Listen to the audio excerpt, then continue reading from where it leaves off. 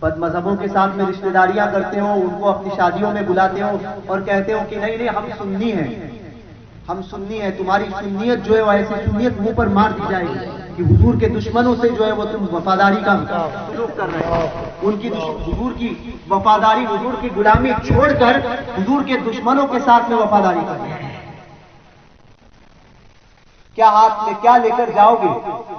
جس دنیا کی خاطر سب کچھ کرتے ہو نا، وہ دنیا تمہیں پھینک دے گی قبر کے اندر، اور پھر کوئی تمہارا پرسان حال نہیں ہوگا، پھر قبر میں وہی رسول تمہارے کام آنے والے ہیں۔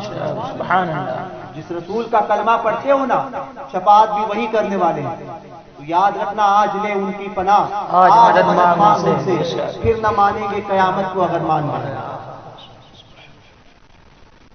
اپنے اندر یہ بیداری جذبہ پیدا کرو عشق رسول کا، سمجھے؟ وہابی دیوبندیوں کے ساتھ میں کچھ بے اختیار دھڑلے سے وہ شادیوں میں بلاتے ہو، اور کوئی کہہ دے، کوئی ٹوک دے، نہیں ہماری رشتہ داریاں ہیں، ہماری رشتہ داریاں ہیں، اور حضور کی گستاخی جو ہوتی ہو تو کہتے نہیں حالات خراب ہیں۔ میں کہتا ہوں، اور کوئی کہے کہ حضور کے گستاخ کو مار دینا چاہیے، قتل کر دینا چاہیے، کیونکہ یہی حدیث پاک میں اور اللہ کا دین کا تقاضا بھی یہی ہے۔ جی سبحان اللہ۔ جی حضور کا گستاخ واجب القتل ہوتا ہے، تو جب یہ بات کہے تو کہتے نہیں حالات خراب ہے۔ میں پوچھتا ہوں، سرے عام چوراہے پر کوئی تمہارے بیٹے کو، سگے بیٹے کو گولی مار دے تو اس کے لیے بھی یہ کہو گے معاف کر دو؟ تب یہی جذبہ ہوگا، معاف کر دو کر کے فوراً جاؤ گے کورٹ میں نا، مارنے کی اگر طاقت ہوگی تو اسی وقت مارو گے، اور اگر وہ طاقت نہیں ہوگی تو کورٹ کچہری کوئی کہہ دے کہ معاف کر دو تو تب کہو گے نہیں کیسے معاف کر دوں، میرے بیٹے کو مارا ہے۔ اپنے بیٹے کے لیے محبت کا یہ عالم، اور جس نبی کے قدموں میں دنیا کی تمام نعمتیں اور تمام چیزیں قربان ہو، اس نبی کی محبت کا جب بات آئے، اس نبی کی محبت کی بات آئے تو یہ کہتے ہو نہیں حالات ٹھیک نہیں ہے۔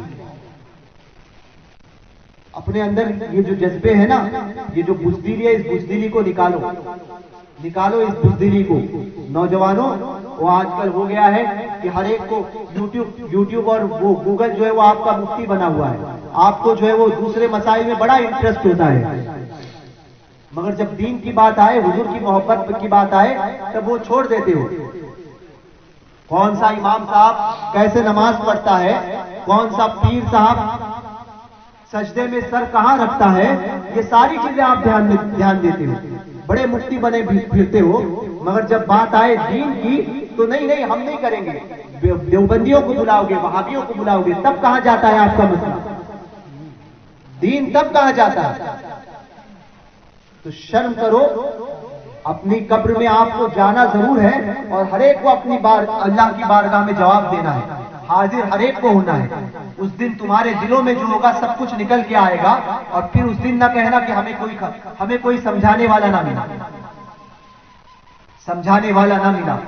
اپنے معاشرے میں یہ بیداری جو ہے پیدا کرو، تبدیلی لاؤ، عورتوں کو پردے کی تلقین کرو، سودا لانا ہو نا، بازار لانا ہو تو مرد حضرات پوچھ جائیں، گھر میں عورتوں کو بٹھائیں کہ تمہارا کام گھر میں ہے، تم گھر کی حفاظت کرو، سودا کیا لانا ہے وہ ہم لے کر آئیں گے۔ جاتے ہیں بچیاں جاتی ہے، نوجوان بچیوں کو بھیجتے ہو، وہ جاتی ہے سودا لینے، وہی گندی باتیں وہیں پر سودا گری میں ہوتی ہے، اور پھر وہ سودا گری چلتی ہے، وہ بچیاں بھاگ کر شادیاں کرتی ہیں، اور سمجھ بعد میں جو ہے وہ ہاتھ ملتے رہتے ہو، بعد میں یہ کہتے ہو کہ فلاں کو مار ڈالیں گے، فلاں بیٹی کو مار ڈالیں گے، فلاں کے بیٹے کو مار ڈالیں گے۔ پردہ کراؤ اپنی بچیوں کو، اپنی بیویوں کو، اپنے گھر کی عورتوں کو، اپنی بہوؤں کو، اپنی بیٹیوں کو، اور اس سے پہلے خود سب سدھر جاؤ، خود اپنے اندر تبدیلی پیدا کرو۔ موبائل آپ نے بچوں کے ہاتھ میں دے دیا، کبھی پوچھا کہ بچہ کیا دیکھ رہا ہے اس موبائل میں؟ کیونکہ تم نے کبھی اس کی ضرورت ہی محسوس نہیں کی۔ 15,000 کا موبائل بچہ کہیں سے لے کر آتا ہے، کبھی پوچھا کہ پیسے کمائے کہاں سے؟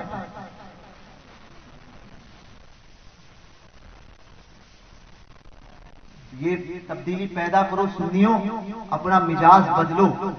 اس سرزمین میں جو سنیت کی بہاریں ہیں اس کو اگر قائم رکھنا ہے نا، تو حضور کی غلامی اختیار کرنی ہے۔ حضور کی غلامی اختیار کرنی ہوگی. یہ تبدیلی کیسے آئے گی؟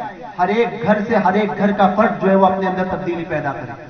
وہ تبدیلی پیدا کرے گا، محلے میں تبدیلی آئے گی. محلے میں تبدیلی آئے گی تو وہ شہر، اپنے گاؤں، اپنے علاقے، اپنے دیہات، اپنے شہر میں تبدیلی آئے گی. اور میں ائمہ سے بھی کہوں گا کہ نہ جائیں شہروں کی طرف، صرف اپنے محلے کی ذمہ داری وہ اٹھا لیں. اور آپ بھی اپنے ایمان کا بھرپور خیال رکھیں. دین کے لیے خرچ کرنے کا جذبہ پیدا کرو. دین کے لیے پیدا کرو خرچ کرنے کا جذبہ. مکتب کا نظام صحیح کرو.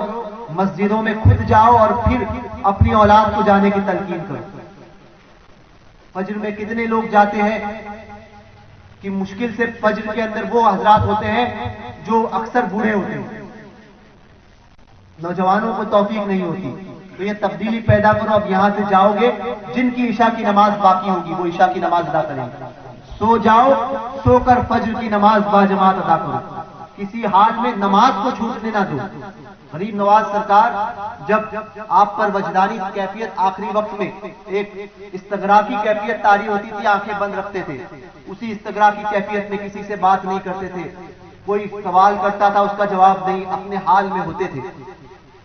وہیں آنکھیں بند اور وہی استغراقی کیفیت، کسی سے بات نہیں، نہ کھانے کا ہوش نہ پینے کا ہوش، آنکھیں بند کر کے بیٹھے ہیں. نماز کا وقت ہوتا تو مؤذن پکارتا حی علی الصلاۃ حی علی الفلاح، تو کبھی اذان سن کے آنکھ کھول دیتے تھے. اور کبھی ایسا ہوتا کہ پوری اذان ہو جاتی، آنکھیں بند ہوتی. تو پھر خدام جاتے تھے سرکار غریب نواز کی بارگاہ میں اور پھر قریب جا کر کہتے حی علی الصلاۃ حی علی الصلاۃ حی علی الفلاح حی علی الفلاح. تو جیسے ہی وہ آواز کانوں میں ٹکراتی تو آنکھیں کھولتے اور پھر فرماتے سبحان اللہ سبحان اللہ. شریعت محمدی بھی کیا چیز ہے، کہاں سے کہاں آنا پڑتا ہے.